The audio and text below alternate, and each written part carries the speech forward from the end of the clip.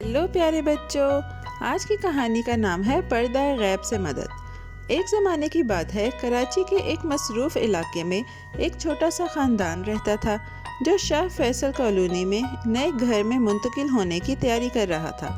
والد، 2 بھائی اور ان کے ڈبے چھوٹے سے گھر میں کاغذوں کی سرسراہٹ اور فرنیچر کی چڑچڑاہٹ پیدا کر رہے تھے۔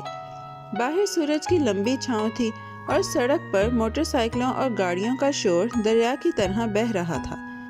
خاندان کو خوشی کے ساتھ تھوڑی سی گھبراہٹ بھی محسوس ہو رہی تھی کیونکہ بڑے دن کی تیاری جاری تھی۔ انہوں نے منتقلی سے 2 دن پہلے سارا سامان پیک کر لیا۔ ڈبوں میں کپڑوں، برتنوں اور رنگ برنگے کھلونوں کی کھنک سنائی دے رہی تھی۔ صرف بھاری ڈبل بیڈ کے حصے کھولنے باقی تھے۔ بیڈ میں بہت سے نٹ بولٹ تھے۔ والد نے بار بار کوشش کی لیکن ایک بولٹ بھی ڈھیلا نہ ہوا۔ انہوں نے ایک پرانے پلاس اور ضدی رینچ کا استعمال کیا مگر کوئی فائدہ نہ ہوا۔ وقت تیزی سے گزر رہا تھا اور ٹرک کے آنے میں صرف 2 گھنٹے باقی تھے۔ والد پریشان تھے، ایک چھوٹے سے اوزار نے سب کچھ روک رکھا تھا۔ والد نے ایک ترکیب سوچی۔ انہوں نے اپنے بیٹوں سے کہا کہ وہ موٹر سائیکل پر بیٹھ جائیں۔ وہ جلدی سے مارکیٹ جا کر مکینک سے پانا مانگ لیں گے اور اگر وہاں نہ ملا تو ہارڈ ویئر کی دکان سے خرید لیں گے۔ گلیوں میں مٹی اور مسالوں کی خوشبو تھی۔ موٹر سائیکل بھنبھناہٹ کے ساتھ چل رہی تھی۔ اطراف میں چھتیں چمک رہی تھیں۔ سب دعا کر رہے تھے کہ درست سائز کا اوزار کسی مہربان دوست کی طرف سے مل جائے۔ جب وہ تنگ گلی سے گزر رہے تھے تو موٹر سائیکل سے ایک نرم سی آواز آئی اور پھر چھن کی تیز آواز سنائی دی۔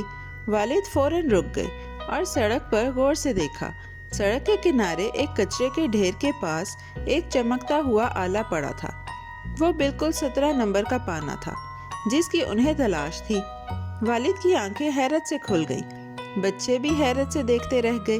ایسا لگ رہا تھا جیسے یہ پانا خود ان کا انتظار کر رہا ہو۔ انہوں نے پانا اٹھایا اور ارد گرد دیکھا مگر وہاں کوئی نہیں تھا اور نہ کوئی تھیلا گرا ہوا تھا۔ لمحہ بھر کے لیے گلی بالکل خاموش ہو گئی۔ والد نے مسکرا کر پانا اپنے چھوٹے ٹول باکس میں رکھا۔ وہ ہلکے دل کے ساتھ واپس گھر لوٹ آئے۔ گھر پہنچ کر والد نے نرمی سے نٹ کھولنا شروع کیا۔ بولٹ آسانی سے گھوم گئے جیسے چھوٹے دروازے کھل رہے ہو۔ تھوڑی دیر میں بیڈ کے سارے حصے الگ ہو گئے اور ٹرک میں رکھنے کے لیے تیار تھے۔ ٹرک ایک بڑے نرم دیو کی طرح آیا۔ مزدوروں نے ڈبے اٹھائے اور کرسیاں لپیٹی۔ سورج ڈھلتے وقت دیواروں کو نارنجی رنگ دے رہا تھا۔ خاندان نے دیکھا کہ ان کا سامان ٹرک کے پیچھے جا رہا ہے جیسے سست جانور سفر پر نکلے ہوں۔ بیڈ کے حصے احتیاط سے رکھ دیے گئے۔ 17 نمبر کا پانا اوزاروں کے ساتھ محفوظ رکھا گیا۔ جب وہ شاہ فیصل کالونی پہنچے تو نیا گھر خالی مگر امید سے بھرا ہوا لگ رہا تھا۔ نئے گھر میں والد نے وہی پانا استعمال کیا۔ بولٹ ایک ایک کر کے مضبوطی سے جڑنے لگے۔ چند منٹوں میں بیڈ تیار کھڑا تھا۔ سب خوشی سے ہنس پڑے۔ وہ خاص پانا چھوٹے ٹول باکس میں سنبھال کر رکھا گیا۔ دن گزرتے گئے اور وہ پانا ہر چھوٹے بڑے کام میں مددگار رہا۔ جب بھی بچے اسے دیکھتے انہیں وہ حیرت انگیز لمحہ یاد آتا اور ان کے دل خوشی سے بھر جاتے جیسے کوئی چھوٹی سی روشنی ان کے دلوں میں جگمگا رہی ہو۔ کچھ مہینے بعد جون کی تیز گرمی میں ان کا پرانا اے سی خراب ہو گیا۔ سورج آگ برسا رہا تھا۔ سڑکوں پر دھوئیں کی لہریں لہرا رہی تھیں۔ والد نے ایک مکینک کو بلایا۔ مکینک اپنے 14-15 سالہ لڑکے کے ساتھ آیا۔ انہوں نے اے سی اتارا، بیلکنی میں رکھا اور بتایا کہ اس میں گیس بھرنی اور اندرونی حصے دھونے کی ضرورت ہے۔ اس نے کہا کہ اس کے لیے ایک چھوٹی بالٹی چاہیے ہوگی تاکہ صفائی ہو سکے۔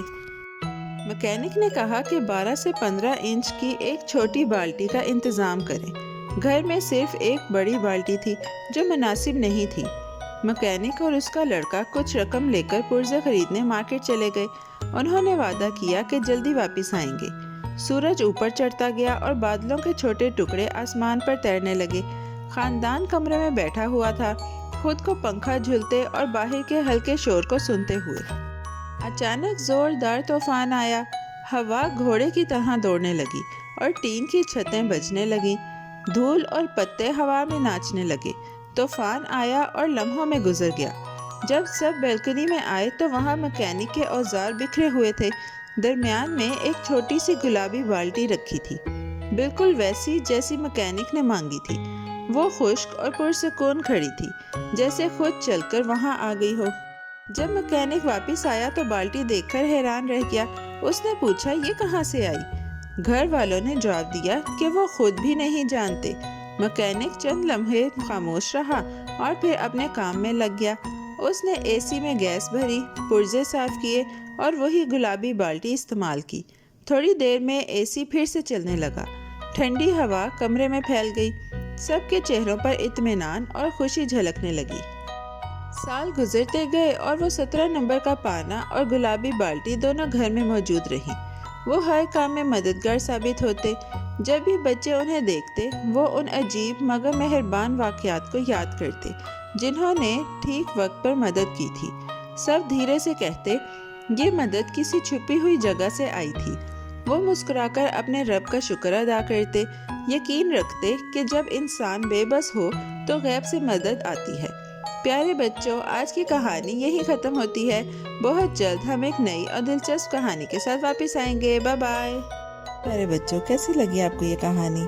ایسی ہی مزیدار کہانیاں سننے کے لیے ہمارے چینل کو لائک، سبسکرائب اور شیئر کرنا مت بھولیے گا۔ Bye bye.